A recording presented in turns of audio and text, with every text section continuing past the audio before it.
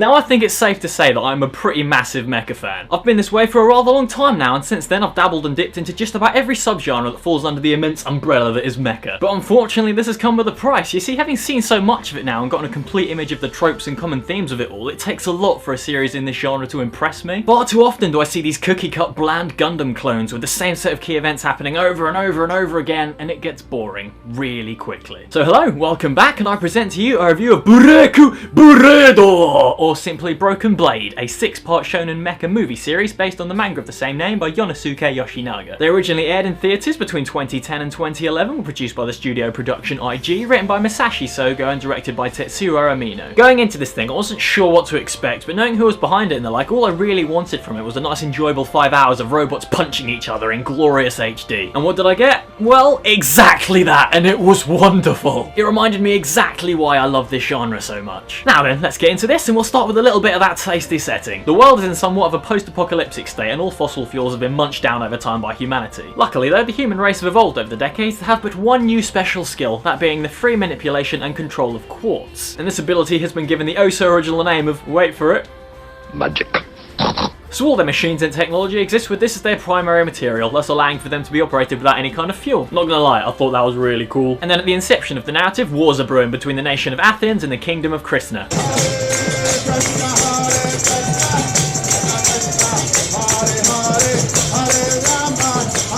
No, Krishna. This show has nothing to do with Krishnas. Anyway, there's a young lad by the name of Rygar Arrow who's known as an unsorcerer for the reason that he is somehow unable to manipulate quartz like every other person in the continent. He gets invited into the capital city of the kingdom of Krishna by its illustrious king and queen, who he knows as his friends from back when they were in the same military academy many years ago. Hodder and Sigyn sent this invite for the reason that they found a strange golem, which is what this series mecha referred to as, that can't be operated by those who manipulate quartz. But we soon learn that the fourth member of their friendship group from the academy is fighting for the nation of Athens, and old friends are pitted against each other as enemies. Sound familiar? A situation arises where the king is in grave danger and Rygar ends up jumping into this mysterious golem nobody was able to operate, and I'm sure you can guess what happens from here on if you've seen a mecha series before. He protects the king and his newfound Robro, and this conflict between old friends serves as the starting point for a story that exists around the war between these two nations. Sound familiar? Well, it did for me too, and at this point I was skeptical to say the least, because from here on it continued to go down this road and hit on each and every cliched mecha trope you can think of like it was ticking them off of a sheet of paper. The main character jumps into this machine for the first time and is somehow able to figure out exactly how to maneuver it on the fly. He gets all naive and thinks he can fight wars without killing people, and at one point he thinks someone's died, so he goes all crazy on a fit of revenge. You have ignorant higher-ups, antagonists who get their jollies from killing in combat, and side characters built around having that single quirk that defines who they are. Sound familiar? But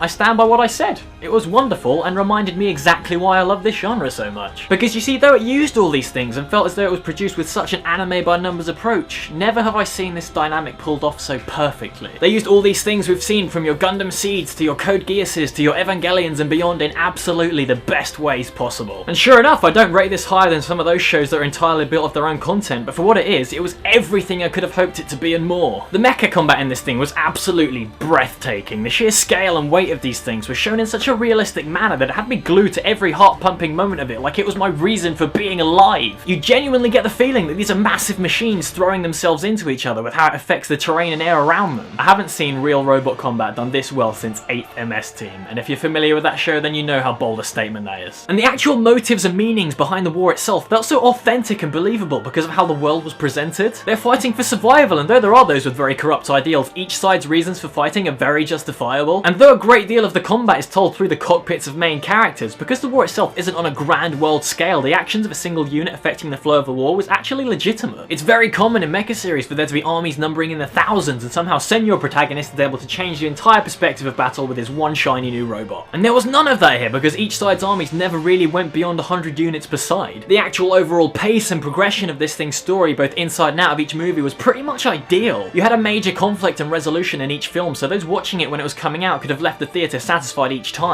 But then watching the thing in one go like I did, it was just a non-stop rollercoaster of action, excitement, and broken blades. It had so much style to it, even though it was cliched and at times even generic and very predictable, it never failed to have its own unique identity. And above all else, it was so damn cool, and it felt like entertainment in its purest form. And a story like this, of course, cannot be told without a troupe of characters with enough testosterone to embarrass a submarine. The actual cast as a whole, as I've already mentioned, contained a lot of very typical archetypes that had little more to them than that one trait designed to make them memorable. But the brilliance of them was whenever someone stepped forward from a background role to take a more impactful position on the story, they actually got enough development for me to give a shit about them. And this made the antagonists and the side characters fill their roles exceptionally well because you always had just the right amount of time with them to know what you needed to. It was very simple, but incredibly effective. And that's the phrase I would use to describe Rygar Arrow as well, because as I've said, he is a very stereotypical individual with his confidence and his initial naivety. He goes through all those phases that mecha protagonists always seem to, but the greatness of him is that he does it all so quickly. He gets over his problems and gets used to his situation in no time, and I think we can probably thank his age for that. The four main characters in the show are all 25 years old, so we don't have to deal with any of that irritating high school angst that this genre is dripping with. He's all like, man, I don't want to kill people with my robot. But then he snaps out of it and is all like, man, I guess I gotta kill people with my robot if I don't want to die. Bravo, sir.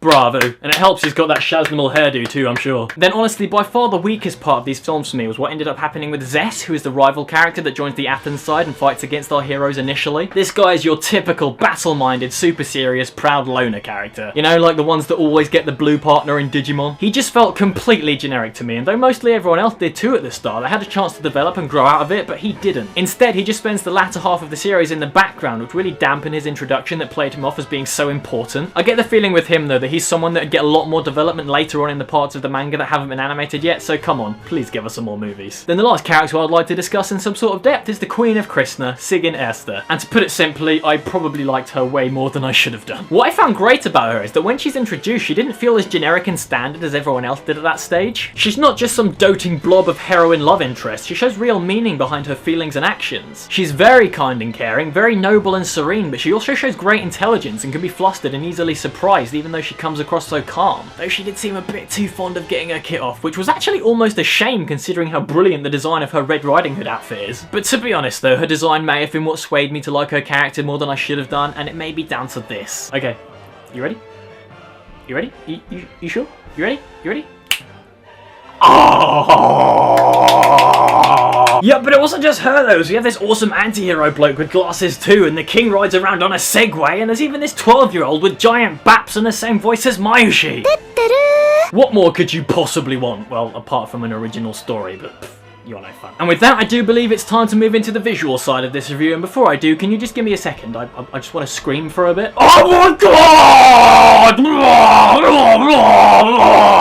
Okay, sorry about that. So yeah, where was I? Oh my god! This thing looks so damn nice in every single aspect of its everything. Just wow! The character designs were awesome. The mech designs were amazing. Like, I love a good mech design, and these things just delivered in all aspects, because whilst looking new and interesting, they also have this kind of classic appearance that makes them so memorable. Then for animation quality, I seem to be clapping a lot this review. Production IG know what they're doing. I don't think anyone is going to disagree with that. But man, this is them at their best. This is them showing us exactly what they're capable of with a movie budget. And I don't think I can even describe this without showing you up close, so let's have a booches, shall we? Just look at the detail on the damage to this armor and the quality of the stuff in motion and the backgrounds and the flipping lighting. It all looks absolutely a word that means good, but really good. Literally the only flaw I found at any point was during the gunfights, where there were a couple of very small sequences involving still frames. That's it. It was immaculate, so make sure you buy it on Blu-ray and watch it on a really big telly. But unfortunately the audio was really bad. No,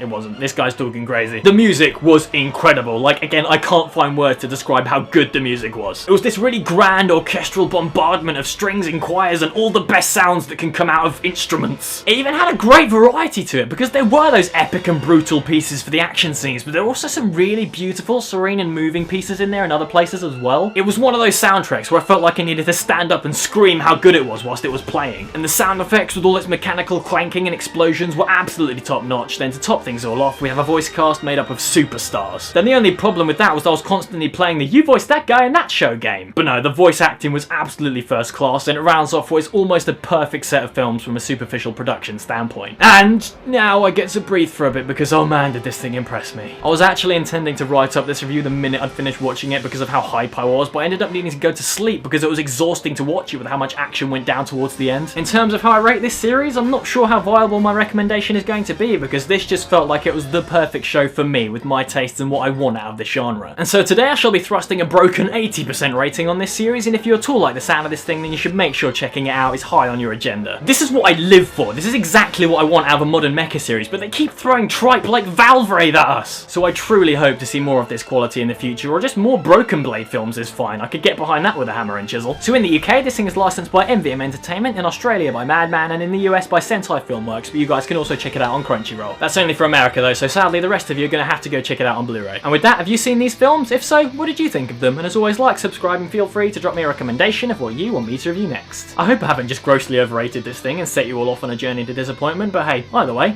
see you next week.